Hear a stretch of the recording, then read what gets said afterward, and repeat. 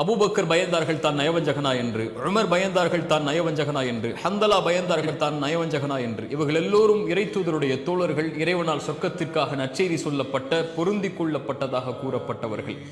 இவர்களே தங்களுடைய ஈமானை தாழ்வாக பார்த்தார்கள்.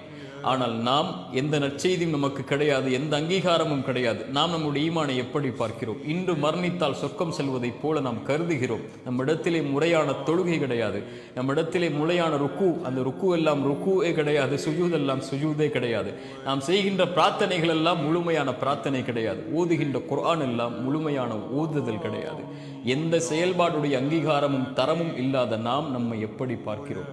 பிறருடைய குறைகளை ஆராய்வதை விட்டுவிட்டு நம்முடைய ஈமானை தாழ்வாக பாருங்கள். திருமறை சொல்லுகிறது, உங்களை நீங்கள் பரிசுத்தப்படுத்திக் கொள்ளாதீர்கள், இறைவன் தான் அறிந்தவன், உங்களில் யார் அவனை அதிகமாக பயப்படக்கூடியவர்கள் என்று. யார் தங்களை தாழ்த்தி கொள்கிறார்களோ ஈமானில் இறைவன் அவர்களை உயர்த்துவான்.